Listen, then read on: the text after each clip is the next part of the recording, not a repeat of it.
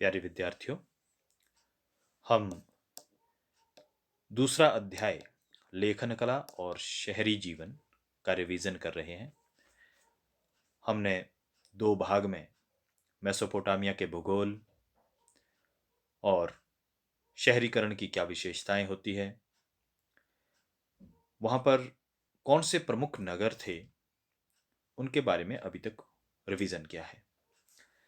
आज हम भाग 3 में मेसोपोटामिया के मंदिरों के बारे में बात करेंगे। लेखन कला का विकास मेसोपोटामिया में ही हुआ है। एक बहुत बड़ी देन पूरे विश्व को मेसोपोटामिया की लेखन कला है। कैसे उसका विकास हुआ उसके बारे में आज हम यहां बात करेंगे। और गिलगेमिश जो कि महान शासक उरूक का हुआ, उसने एक महाकाव्य, उसकी वीर गाथा के ऊपर महाकाव्य लिखा गया, उसके बारे में आज हम बात करेंगे। तो शुरू करते हैं मेसोपोटामिया के मंदिरों से। वहां प्रमुख देवी देवता कौन से थे? जैसे कि हमने पहले पढ़ा है कि उरूक नगर में एनमरकन ने इन्नाना देवी का भव्य मंदिर वहां पर बनाया था। वो उसकी कुल देवी थी। उसी तरह से अनेक देवी देवता सभी नगरों के उस समय हुआ करते थे। उनके भव्य मंदिर भी उन्होंने बनाए और उनकी उपासना विधि के भी अलग अलग तरीके हुआ करते थे। मेसोपोटामिया के विभिन्न नगरों में जो प्रमुख देवी देवता थे वह नन्ना, जैसे आज हम चंद्रदेव की उपासना करते हैं, तो चंद्रदेव को वे नन्ना के देव के नाम से जानते थे। सूर्यदेव की उपासना हमारे हिंदू धर्म में भी होती है और उस समय वहां पर भी सूर्यदेव की उपासना अन्नु नामक देवता के रूप में की जाती थी। एनकी वायु और जल के देव, एनकी नाम का जो देवता था वह वायु और जल का देवता था। और इन्नाना ये मेसोपोटामिया की प्रमुख देवी में से एक थी। ये प्रेम और युद्ध की देवी थी। और एनमरकर ने उरूक नगर में एक भव्य मंदिर इन्नाना देवी का वहां पर निर्मित करवाया था। तो इन्नाना, अन्नू, नन्ना और एनकी ये मेसोपोटामिया के प्रमुख देवी देवता थे। और इनके अतिरिक्त हर नगर में एक अपना ही देवता भी होता था जो स्थानीय देवता के नाम से जाना जाता था। और मेसोपोटामिया के जो लोग थे वो अपने देवी देवता की स्मृति में अनेक मंदिरों का निर्माण उन्होंने वहां पर करवाया है। अब ये मंदिर किस प्रकार के होते थे, कैसी उनकी शिल्पकला होती थी, कैसे उपासना विधि होती थी, उसके बारे में बात करते हैं। वहां की विशेषताएं उन मंदिरों की क्या थी। ये जो मंदिर थे ये ऊंचे पर्वतों के ऊपर बनाए जाते थे। मेसोपोटामिया के लोग मानते थे कि जो देवी देवता है वह ऊंचे टीलों पर या पर्वतों के ऊपर विराजमान रहते हैं। उनके जो मंदिर थे वह छोटे मंदिर बनाए गए थे पहले, लेकिन पक्की ईंटों से बनाए गए थे। और जो मंदिर की दीवारें हैं, वो जो मंदिर थे वो घर के जो मकान हुआ करते थे लोगों के, उससे मिलते जुलते होते थे। केवल अंतर इतना था कि जो मंदिरों की दीवारें थी वो कहीं पर अंदर की तरफ मुड़ती थी और कहीं पर बाहर की तरफ मुड़ती थी। यही एक अंतर था। बाकी जैसे मकान लोगों के अपने होते थे उसी तरह के मकान या मंदिर भवन मंदिरों के भी हुआ करते थे। मंदिरों के सामने आंगन जो होते थे वो खुले आंगन होते थे। और मंदिर के चारों तरफ अनेक कमरे बनाए जाते थे जहां पर पुरोहित रहते थे या सराय बनाई जाती थी। जो लोग आगंतुक होते थे उनके ठहरने का वहां पर इंतजाम होता था। या अन्य व्यवसाय भी मंदिरों में फिर होने शुरू हो गए थे, उनके लिए उन कमरों का इस्तेमाल किया जाता था। जो उपासना विधि है या उसके अतिरिक्त क्या काम, मुख्य कार्य तो मंदिरों में देव उपासना का था। लेकिन केवल देवताओं की पूजा ही एक काम नहीं रहा। ये जो मंदिर है ये अन्य कई तरह के काम के लिए भी इस्तेमाल होने लग गए थे। मेसोपोटामिया में भूमि, वहां पर जमीनें दान में मिलती थी मंदिरों को और उस पर कृषि की जाती थी। उससे जो आमदनी आय होती थी वो भी एक मंदिरों की आय का मुख्य साधन था। उद्योग स्थापित किए गए हैं मंदिरों की जमीनों में। बाजार स्थापित किए गए हैं। जब व्यापार होने लग गया, कृषि उत्पाद बढ़ने लगे, दूसरे देशों के साथ व्यापार होने लग गया, तो वह व्यापार भी मंदिरों के माध्यम से ही होने लग गए थे। विद्यार्थियों को वहां शिक्षा दी जाती थी। लेखन कला के लिए विशेष प्रबंध वहां किए जाते थे। उन मंदिरों में लेखन कला का अभ्यास वहां करवाया जाता था। और पुस्तकालय भी उन मंदिरों के अपने ही होते थे। और मंदिर समय के साथ इतने अमीर धनी हो गए कि वे व्यापारियों को धन भी उपलब्ध करवाते थे ब्याज पर। और पुरोहित भी शक्तिशाली हो गए थे। और वे पुरोहित केवल उपासना का ही काम नहीं करते थे, बल्कि राजा या शासक की तरह व्यवहार करने लग गए थे। तो मंदिरों की एक बहुत महत्वपूर्ण भूमिका रही है मेसोपोटामिया के विकास में। और पूरे विश्व के लिए एक उल्लेखनीय योगदान इन मंदिरों का रहा है अनेक प्रकार से, चाहे वह लेखन कला का विकास हो, व्यापार का विकास हो, या अन्य शिक्षा के क्षेत्र का विकास हो। इन मंदिरों के द्वारा ही मेसोपोटामिया में हुआ था। वहां की जो पूजा विधि थी वह बहुत जटिल नहीं थी, बड़ी सरल सी विधि थी। कोई कर्मकांड बहुत खर्चीले महंगे नहीं थे। कोई जटिल मंत्र विधि वहां पर नहीं थी। केवल देवी देवता को प्रसन्न करने के लिए जो उनके पास अपनी उपलब्ध वस्तुएं होती थी, जैसे घर में अनाज है, दही है, खजूर वहां की मुख्य फसल थी, या मछलियां हैं, वो भेंट स्वरूप अपने देवी देवता को दिए जाते थे। बलि प्रथा उस समय भी थी। बकरी, भेड़ या बैल, इस प्रकार की बलि देवी देवता को प्रसन्न करने के लिए दी जाती थी। और पुरोहित के माध्यम से ही ये बलियां वहां पर समर्पित की जाती थी।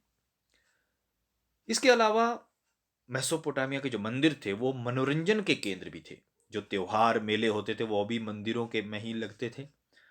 लोक नृत्य होता था, संगीत वहां मनोरंजन का प्रमुख साधन था, वह भी इन्हीं मंदिरों में हुआ करते थे। और असंख्य लोग त्योहारों मेलों में मंदिरों में इकट्ठे हुआ करते थे। लेखन कला का विकास इन मंदिरों में ही हुआ है, उसके लिए विशेष योगदान रहा है।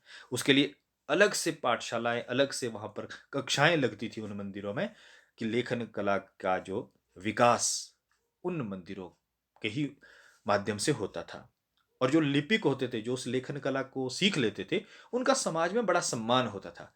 क्योंकि केवल ये लेखन कला उनके व्यापार में भी मदद साबित होती थी। व्यापार के लिए उनको हिसाब किताब रखना पड़ता था, लेखा जोखा जो भी रखना पड़ता था, वह इस लेखन कला का उसमें बहुत सहयोग रहता था। इसीलिए उन लिपिकों की बड़ी इज्जत पूरे समाज में हुआ करती थी। अब बात करते हैं गिलगमिश के महाकाव्य की। एक बहुत बड़ा शासक, महान शासक उरूक नगर का हुआ है 2700 ईसा पूर्व में। विद्वान था, बड़ा ही होनहार था, शक्तिशाली था, लेकिन कहते हैं कि वह साथ में अत्याचारी भी था। और जो उसकी वीर गाथाएं थी, उसके बारे में हमने पूरे विस्तार से पहले भी पढ़ा है। उन वीर गाथाओं को एक महाकाव्य का रूप दिया गया है लगभग 2000 ईसा पूर्व में। उसकी जो वीर गाथाएं थी उन्हें 12 पट्टिकाओं पर लिखा गया। और इसमें गिलगमिश के बहादुरी के जो कारनामे थे, या मनुष्य की जो मृत्यु पर विजय को मर्मस्पर्शी तरीके से उसमें उसका वर्णन किया गया है। तो गिलगमिश का महाकाव्य ये मेसोपोटामिया के इतिहास को जानने का, या पूरे विश्व को एक बहुत बड़ी धरोहर है। गिलगमिश का महाकाव्य जो 12 पट्टिकाओं में 2000 ईसा पूर्व में लिखा गया था। अब लेखन कला का विकास किस प्रकार से वहां पर हुआ?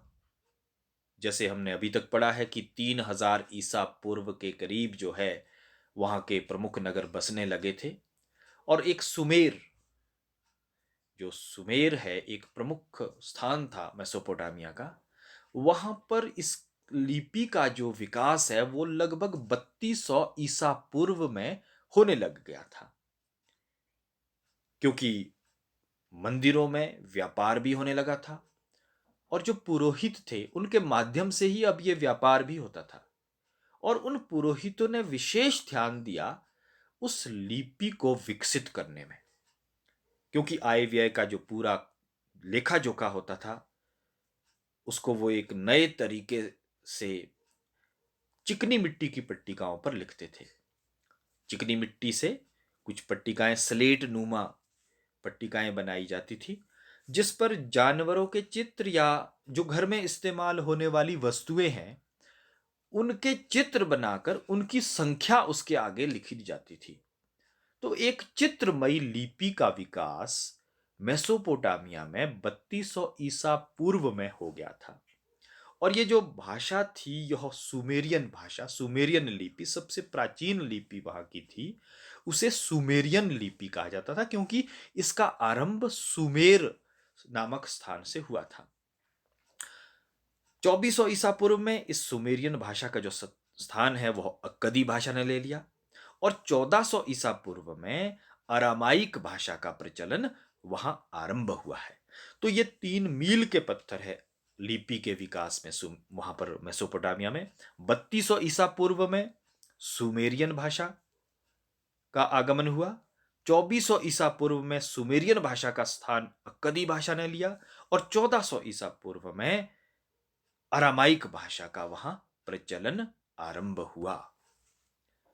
इस प्रकार की जो चिकनी मिट्टी पर पट्टिकाएं वहां पर बनाई जाती थी, इसे गूंथा जाता था। जैसे आटे को गूंथा जाता है उसी तरह चिकनी मिट्टी को गूंथा जाता था और उस पर सरकंडे, जो नुकीली सी एक घास होती है सरकंडे, उसकी तिल्ली से कीलाकार चिन्ह जैसे इस स्लेट या पट्टिका के ऊपर बने हुए हैं, ऐसे चिन्ह वहां पर बनाए जाते थे। गीली चिकनी की मिट्टी की स्लेट होती थी ये, और फिर उसको सूखने के लिए धूप में रखा जाता था। और जब ये सख्त हो जाती थी तब इस पर जो लिखा हुआ है वह नहीं मिटता था, ना ही उस पर कुछ फिर अन्य शब्द लिखा जा सकता था। तो इस प्रकार से ये चिकनी मिट्टी की पट्टिकाओं से लेखन कला का विकास मेसोपोटामिया से आरंभ हुआ है। अब मेसोपोटामिया की पूरे विश्व को क्या देन है? एक बहुत ही महत्वपूर्ण प्रश्न है ये, परीक्षा की दृष्टि से भी अगर देखें। सबसे पहले जो शहर दिए हैं पूरे विश्व को एक सुनियोजित तरीके से, कम क्षेत्रफल में अधिक घनत्व की आबादी को बसाना, वो मेसोपोटामिया ने ही पूरी दुनिया को सिखाया है।